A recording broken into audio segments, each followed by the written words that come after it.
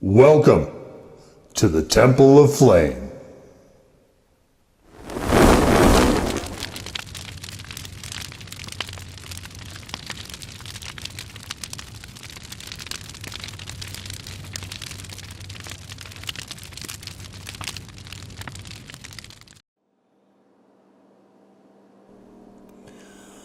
On today, Faithful Acolytes, we take a look at this. And what this is from Crybaby Craig's, it is the Habanero and garlic hot sauce. And this is, I presume, Crybaby Craig. Ballin since 2012. It's pretty fast. So this is out of Minnesota. It's pretty fascinating. There's been a few other ones out of Minnesota as well. It's interesting because I would never have suspected Minnesota of having something quite like this. It's kind of interesting because I would never have suspected Minnesota of having something quite like this. And of course, I found this while I was on holiday. And there's all this. I guess it's got a SCOBY in there as well. I don't wonder why. We'll get to that. So let's take a look here. We've got distilled vinegar, habaneros. We've got water, sugar, garlic, salt, spices, pepper. I'm assuming that means black pepper, and xanthan gum. So you can see so coloration here is kind of along the lines of maybe a Cajun, maybe Louisiana style. But that is not the whole story. Let's take a peek-see here. There's a lot of chunks of stuff in here. So some of those spices very clearly have got some Mexican vibes to them.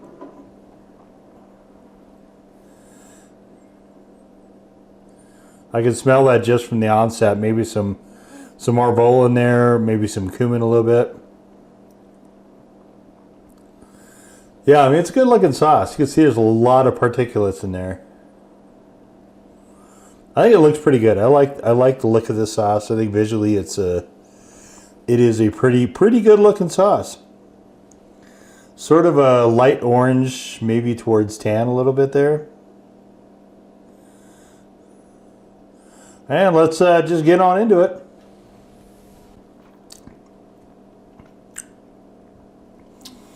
Maybe a little bit of onion powder in there to go with that. So, what's interesting about this for me, it's got a good little bit of punch. Not a crazy amount, I wouldn't say, but it is a bit spiky. This one sort of is an interesting one for me because it sort of treads the idea of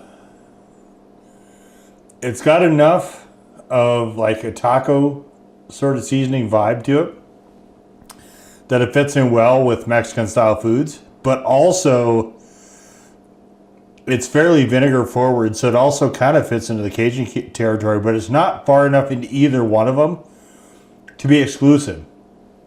So there's not really an exclusionary thing going on here, right? Oftentimes when we have Mexican style, it won't work super well outside of that. Not necessarily say that it's bad, it's just that other stuff works better.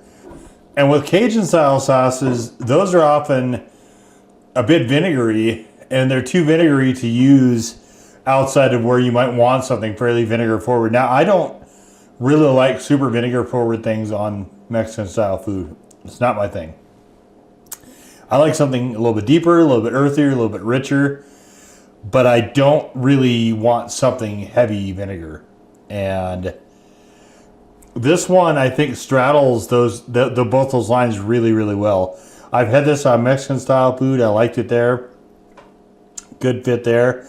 But I've also had it on some cream stuff where I might normally use a Louisiana style or a Cajun. And in fact, that's what we're going to do today. So here we have a breakfast croissant. These were on sale. I don't normally get these, but it was turkey sausage and cheese, See the turkey sausage? There's the cheese on the back of it. And this sort of egg whites disc.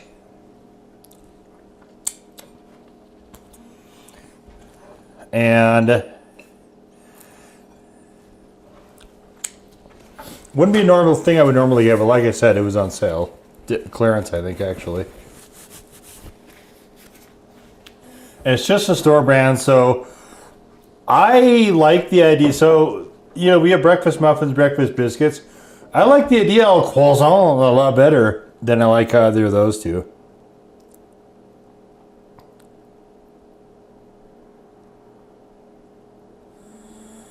So we'll slap some of this on there. This is probably going to be used by me just more for Mexican style foods. So I like to keep that on hand. I've got, this is the first year this has happened in a really long time, but I've got a glut of sauces that all kind of fit into that Louisiana style, Cajun style sort of category.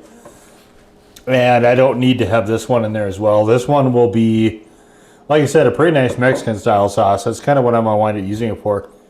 But it does nicely in those other settings as well. So if you don't want to have multiple sauces, just in case you don't happen to be a guy on YouTube just endlessly making a bunch of review videos, then there you go.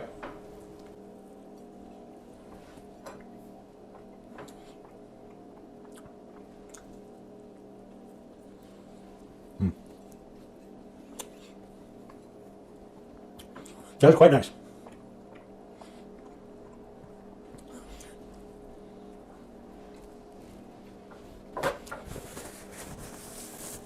The vinegar is cutting through the richness of the croissant a little bit here.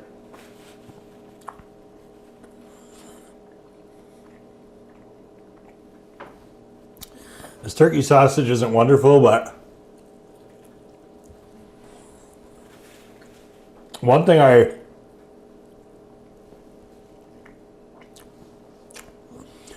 do like about it is that it is very much less greasy.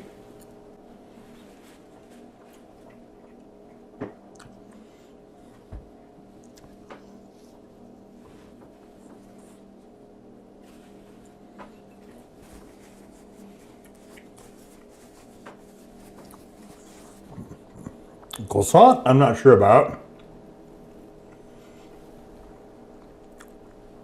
That seems to have a lot of richness to it.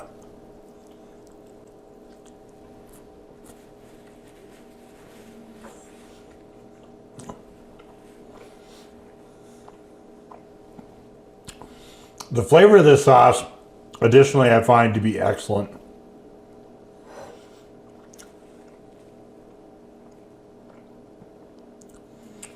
We got a nice sort of interplay with the ingredients there.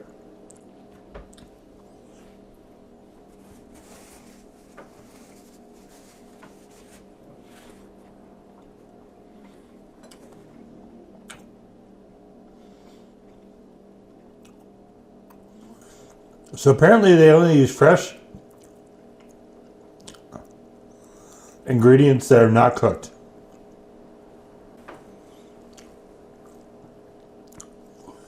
So I guess fresh habaneros, fresh sugar, fresh salt.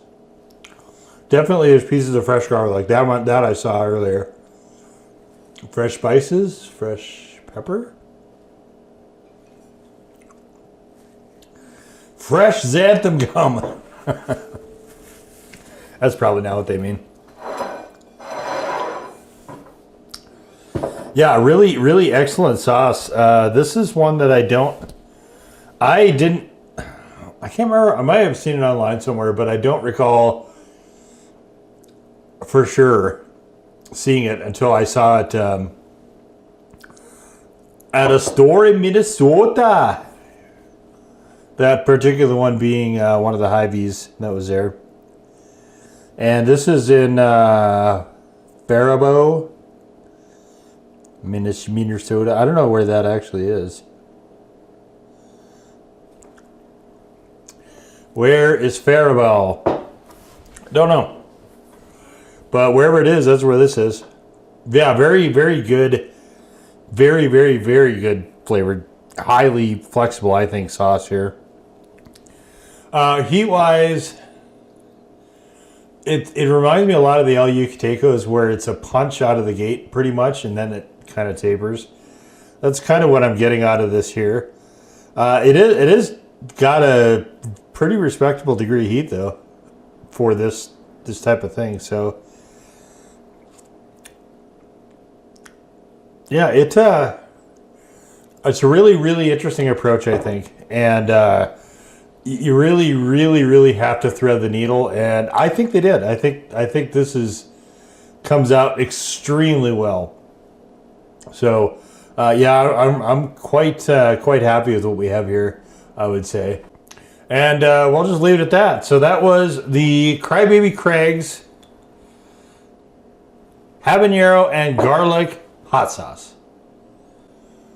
Now go forth in peace to serve the flame.